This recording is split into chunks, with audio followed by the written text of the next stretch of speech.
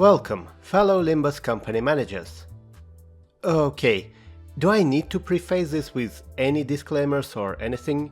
Like how I am not basing this tier list on whether you, yes, you personally, would date any of the characters. I know this community. You people would date a giant human centipede monster with an Iron Maiden vagina, while it's eating you whole legs first and you'd be absolutely ecstatic about it. So, I want to assume a different point of view and see what we get from that. Starting with Cesara, who is pretty much the inspiration for the video. Because, my god, you people meet a woman in a skin-tight suit who literally tells you that your one good quality is that you're willing to die, and you immediately become as thirsty for her as a monkey tree. I am honestly not even surprised. All Cesara fans probably have huge overlap with most of Alfonso fans, well, minus the attraction to business suits. But again, this is not the video where I roast you for your preference, so let's do the other thing. Cesara's main character trait is that it's all business with her. She is very direct about how there's no need to share information, and even how she doesn't want to have a joint celebration after a work well done. It's not very friendly, but that at least feels honest. And dating for her would be just as businesslike. I imagine it would just be a series of booty calls with someone outside of P Corp, so that it would never affect or endanger her work. Something she can control and with no attachment whatsoever. And when she's in a real romantic mood, she would send text messages like, "Finishing work at 7, your place, I'm buying dinner today." And next morning she will be gone back at work doing whatever she does in the archives. Cesara gets C tier for corporate. Paula next. This one gets very little characterization. We meet her once, and next time she is effectively a walking murderous rose flower. Well, let's at least try to figure her out based on the 2 IDs we got. On the face of it, she is probably very proper in relationships. Easily agrees to move in together, doesn't cheat, remembers all anniversaries, and of course does not bitch about her turn to do the dishes.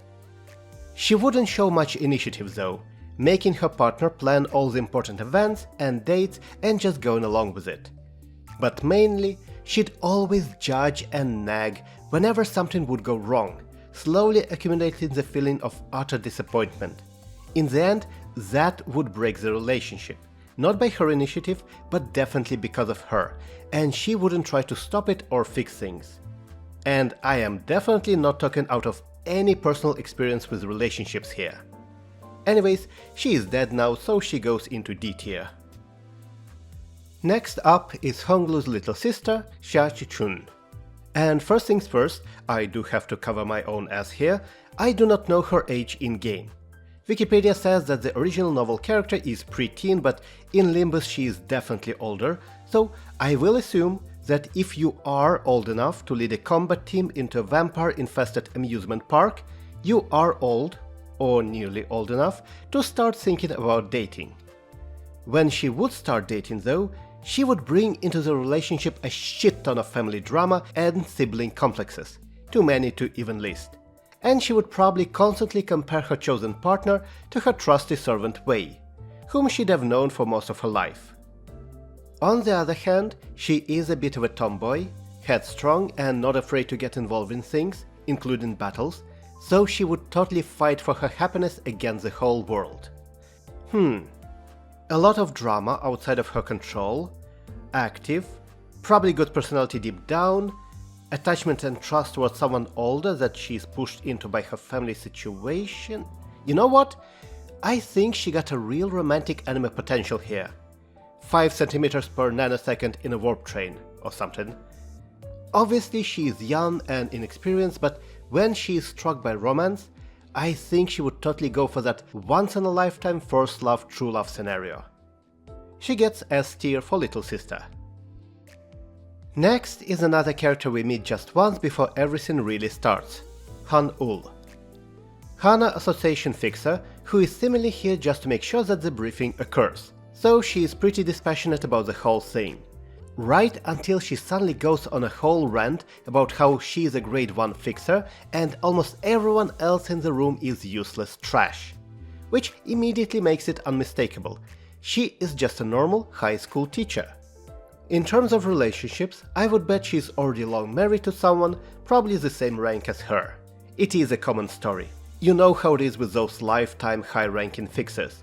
They work together, they stay together, probably they can only trust each other. Han-ul is rated M rank for mature, and I mean she's literally too old for dating, and probably has kids your age. Okay, Moses and Ezra now. And yes, we already spoke to Ezra before Canto VII, but I feel here is where she's finally introduced to us proper. And I am not a fan of Moses, so that may affect my judgment, but I really don't see her thinking about dating at all. Ever. I mean, she literally sees almost everyone as already half distorted, so why would she date someone like that? It would just be a constant source of anxiety. Imagine going on a date, arriving at a nice restaurant, ordering good food, but you're sharing a table with Papa Bongi. That's how it would feel to her. And she gets enough of that in life already. So yeah, nope, plain and simple, no dating. Moses goes into D tier for detective. Can't see Ezra very interested in dating either, but for a different reason. She just never leaves Moses' side, feels like, so where would she even find the time? Imagine having to take care of Moses and your own personal life at the same time. Saying that though, Ezra is a very open person and is probably great to visit weapon shops with, or eat a lot of real good food, or go and have a good drink together. Honestly, she just feels like a really nice person to hang out with. If she ever starts dating, she would bring all that positive energy with her. Ezra gets B tier, for bro. And speaking of bros, where's Vespa? I really hope we see that guy in Limbus soon. Now we get to La Manchalandians, starting with the Barber. Original novel character, gender bent for our gaming pleasure. She is the type of girl obsessed with everyone around her looking proper, and doing something about it. Everything around her, looking correctly and acting in a correct way, starting with her current date, is more important to her than her own appearances. So she is very much a meddler.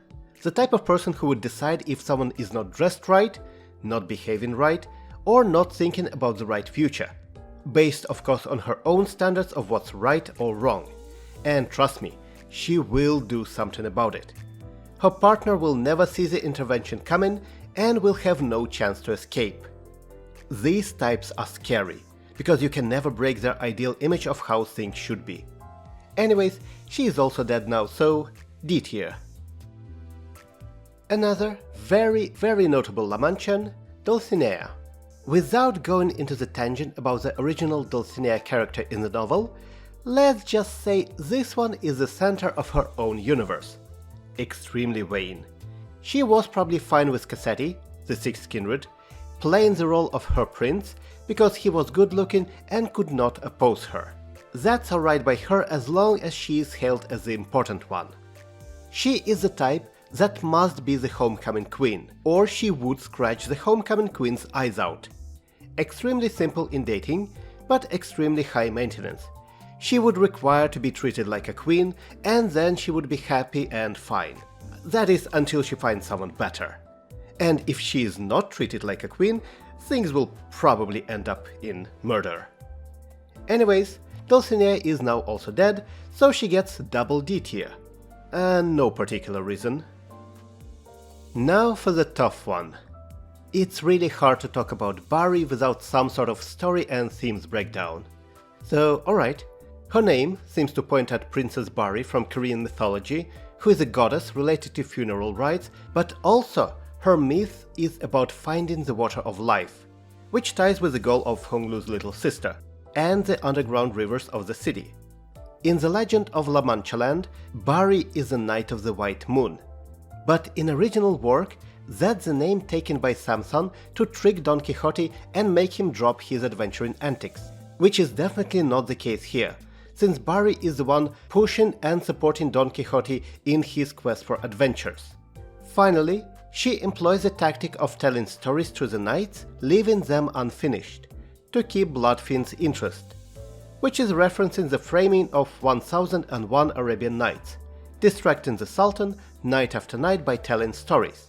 And now, I have to take all that and put it into a dating perspective?